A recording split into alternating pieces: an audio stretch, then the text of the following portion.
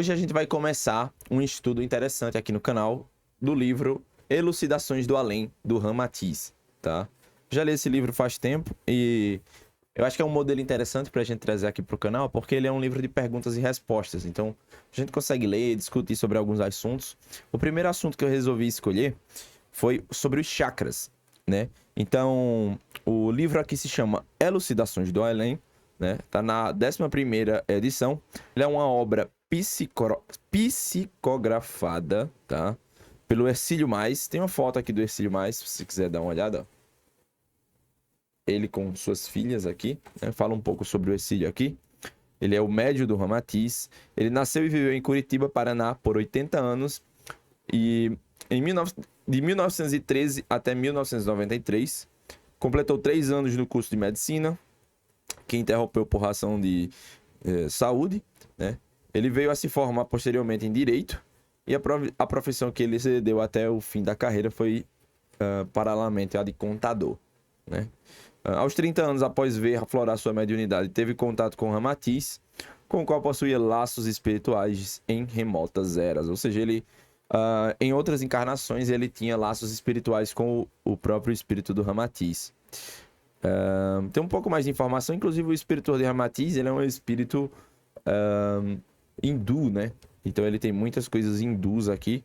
O Hercílio Mais, ele era espírita, né? Ele era espírita, mas o Ramatiz em si era uma consciência aqui que teve sua última encarnação provavelmente no hindu, lá na Índia, né? E eu escolhi esse livro porque ele tem uma facilidade na leitura e compreensão, e justamente por causa das perguntas e respostas, tá? Eu não vou ler mais sobre o Hercílio Mais em si. Se um dia eu precisar, eu faço um vídeo sobre ele. E vamos falar sobre os chakras primeiramente, né? A primeira pergunta que tem no livro, isso está na página 217, é a seguinte. Primeira coisa. Pergunta. Embora já tenhamos algum conhecimento da matéria dos chakras ou dos centros de força no duplo etérico, quer pela leitura de obras de vossa autoria espiritual e de outras que tratam o assunto, gostaríamos que explicasse, tanto quanto possível, esse tema complexo e ainda desconhecido para a maioria dos espíritas. Esse livro é um livro direcionado para os espíritas, porque o próprio Hercílio Mais, ele é espírita, né? Ele era espírita enquanto encarnado aqui. Então, a primeira coisa que ele começa falando é o seguinte. Ramatiz responde.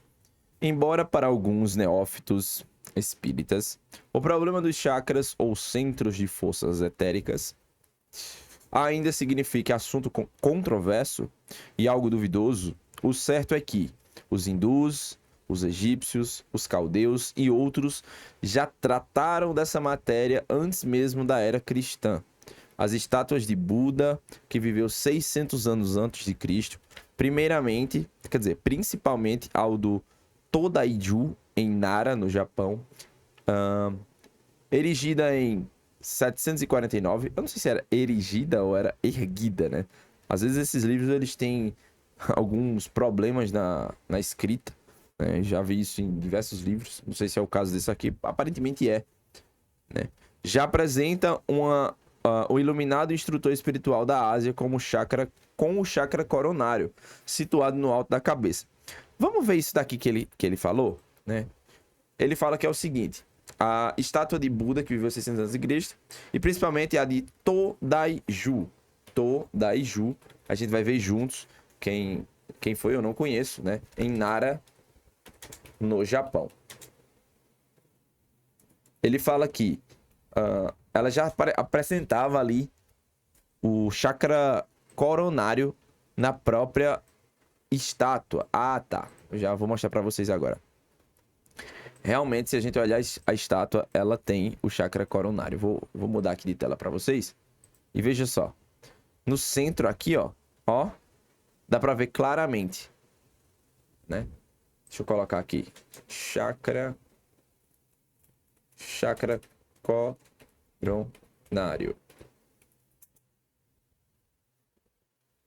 Não, você quer ter mais alguma explicação mostrando um pouco mais sobre ela, né? Então a gente viu ali que ele realmente tem um chakra coronário. E...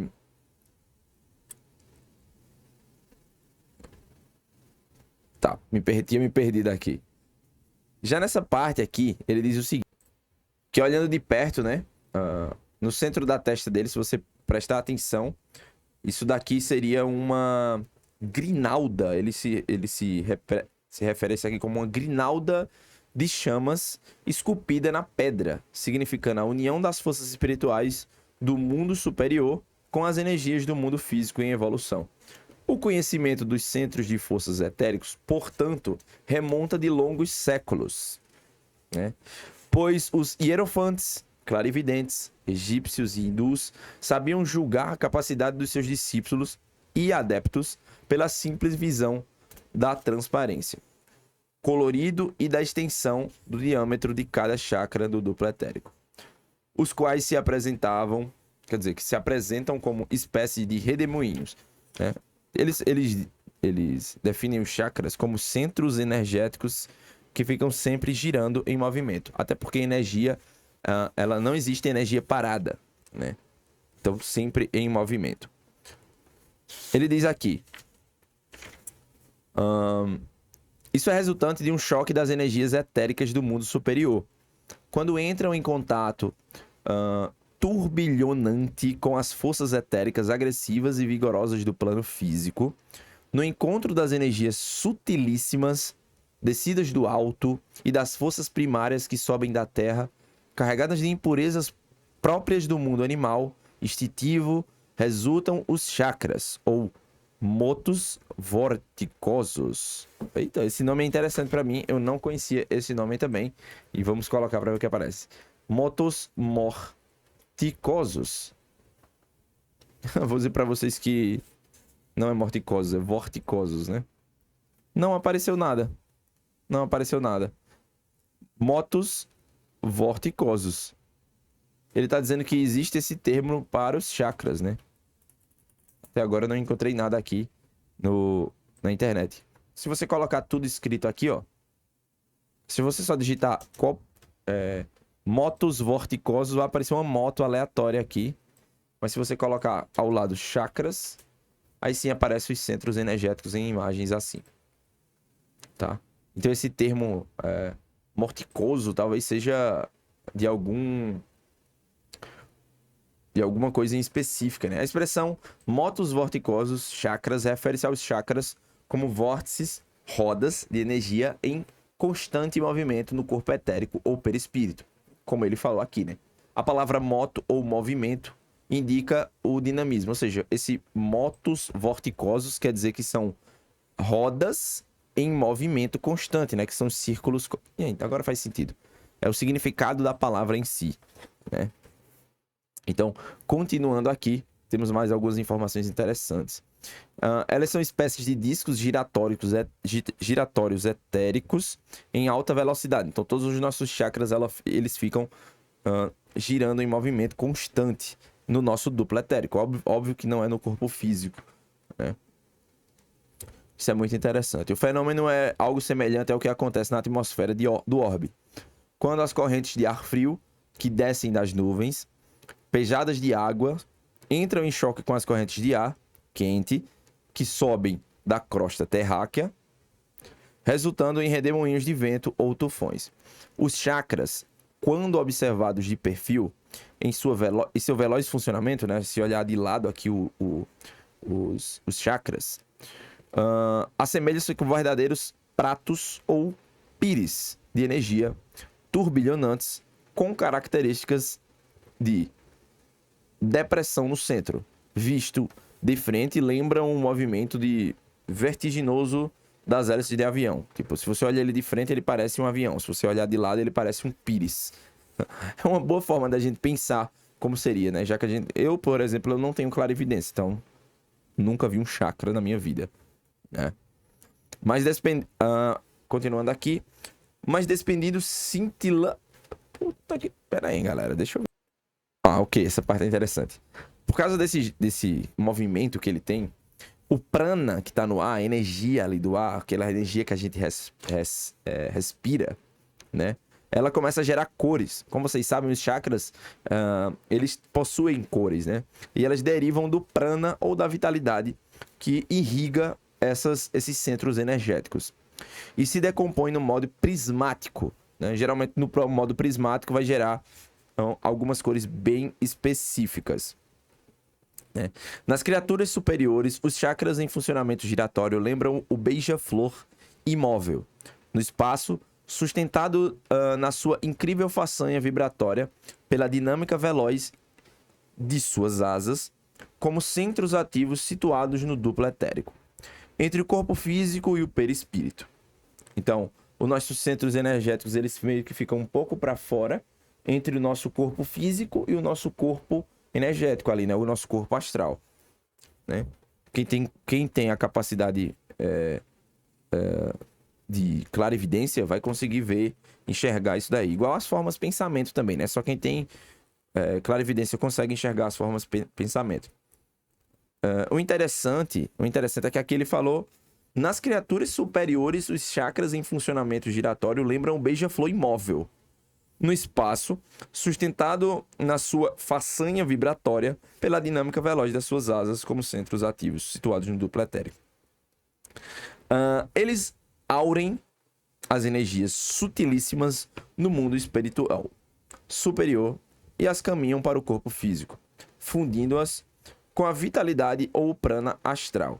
Absorvem também as forças violentas, primitivas ou instintivas da Terra, para sustentáculo carnal no cenário da matéria.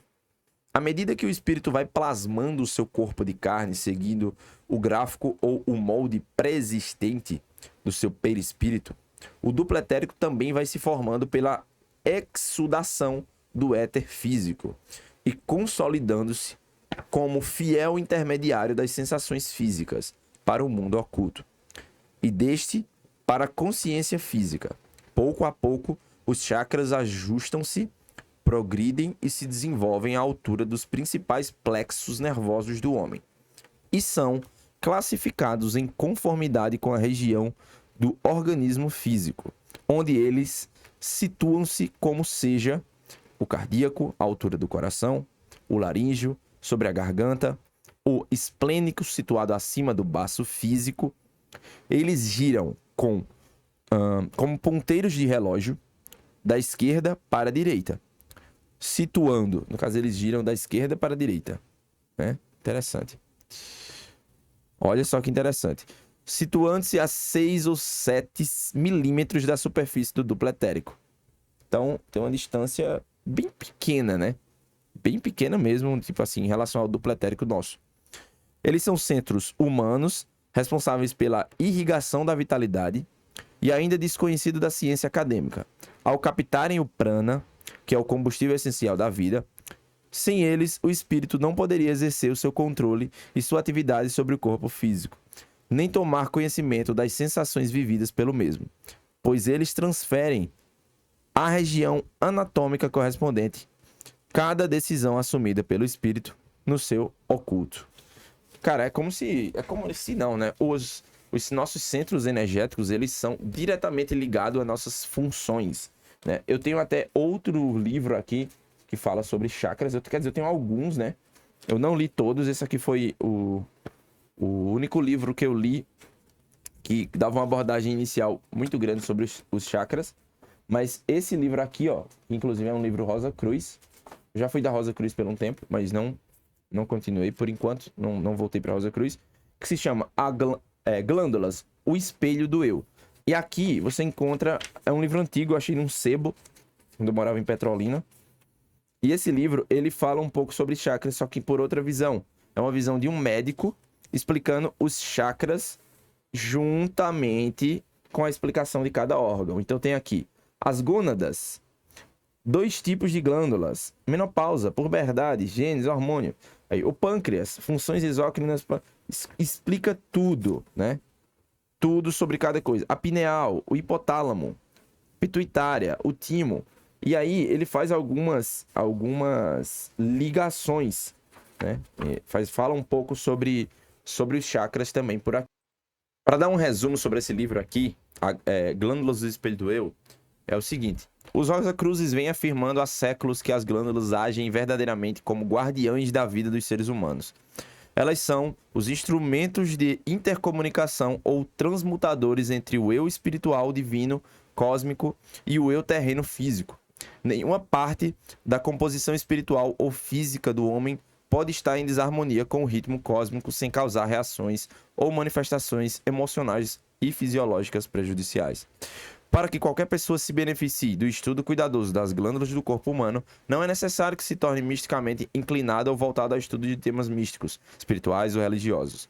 Nossas funções, nossa simpatia pessoal e, mais essencialmente, algo intangível que chamamos de personalidade ou magnetismo pessoal são resultado do adequado e normal funcionamento das glândulas. Então, ele não fala diretamente sobre os chakras em si, mas se você analisar bem, tem tudo a ver sobre o estudo de chakras, né? Um complemento muito bom. Eu tenho um livro que eu ainda não li também, mas eu já comprei por indicação do Wagner Borges, né? Como sempre. Eu, mais uma vez, falando do Wagner Borges aqui, que é este livro aqui, ó. Inclusive, esse é meu marca-texto, que eu curto, acho muito legal ele. Se chama Os Chakras. Esse, sim, é um estudo verdadeiro e aprofundado sobre os chakras.